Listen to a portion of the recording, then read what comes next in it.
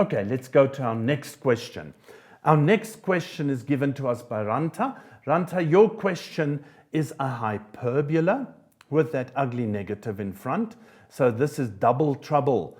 The x is in the bottom and there's a negative in the front of this function that we have got to differentiate using first principles.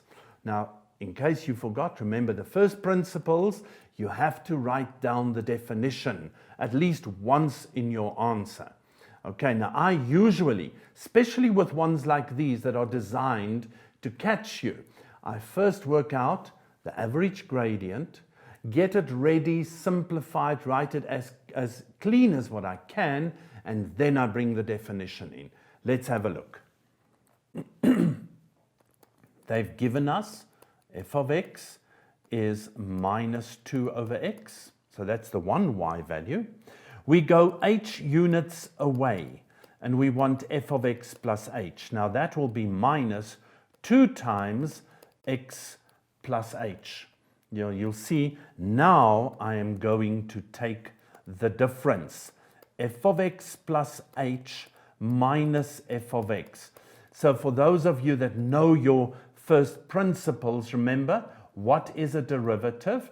First of all, we need to find the gradient of the function, the average gradient, and then we take the limit as this difference between the two x's approaches 0. Now that's how it's usually, in the olden days we used to write it like this. We didn't use the h. Okay, so it's nothing other than the gradient.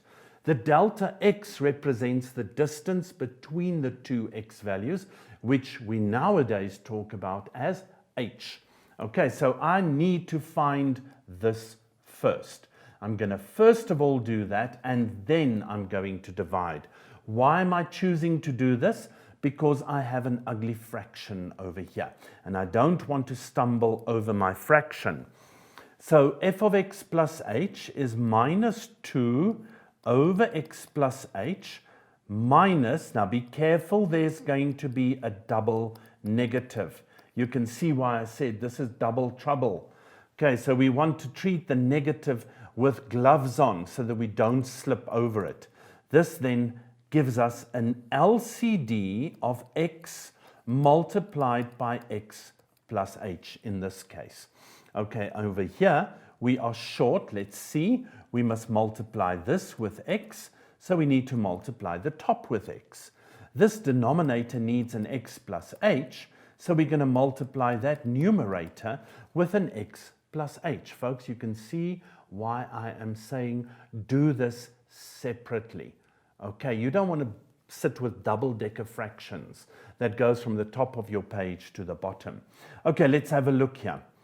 If I multiply those two together, I get minus 2x.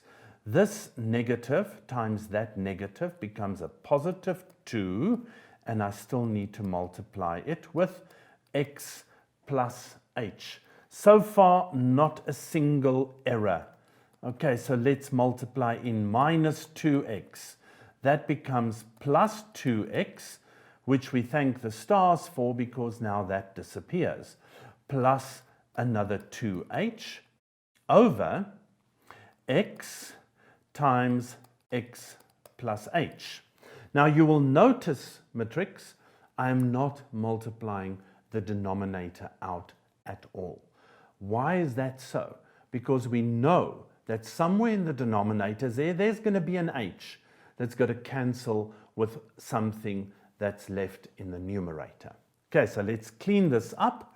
We have 2h left, these two said goodbye, over x times x plus h. Okay, now remember, what was that? That was just f of x plus h minus f of x. So I'm going to do something now that takes a shortcut for me.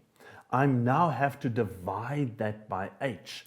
Remember, this delta x here, this here is f of x plus h minus f of x, the one y value minus the other.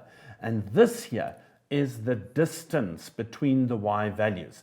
That's why we write this nowadays as h becomes naught.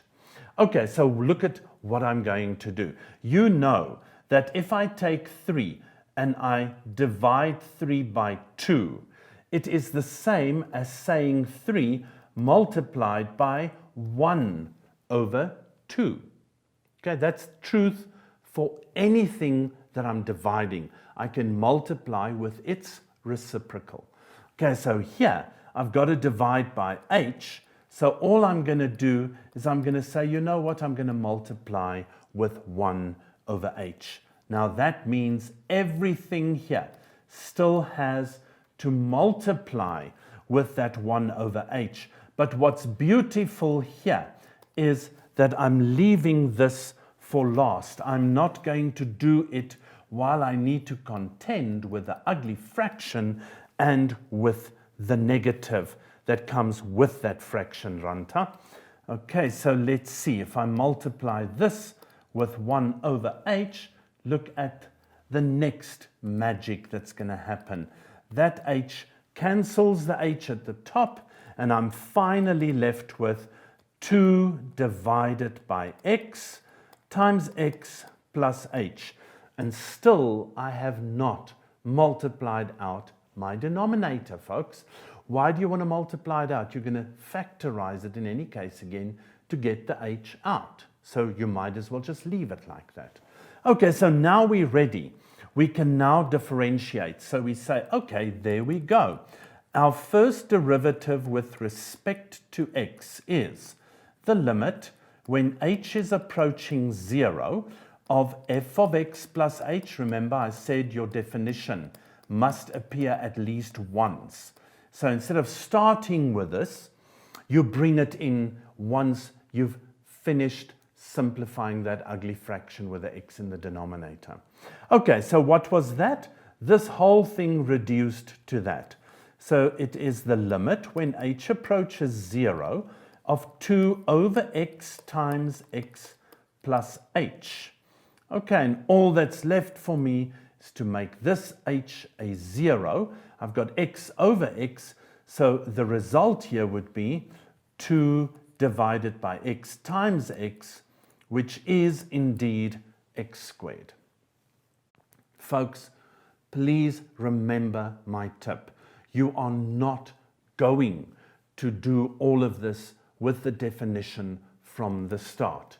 You start off, you work out particularly questions that look like this, where the x is in the... So this is basically the derivative of a hyperbola. The x is in the denominator. Okay? When you do that, you do it step by step. First of all, I found delta. Oopsie. I found delta y. Okay? After I had delta y, which was this over here, I went and I found delta x, or didn't find it. I multiplied with 1 over delta x once everything was simplified. So all I did is put square brackets around everything, indicated that I'm still haven't multiplied with 1 over h, and the point where this became useful is this point here, when that h and that h cancelled. I simplified it, I stated my definition, and made h naught, and there's my derivative. A good full 6 marks for that answer.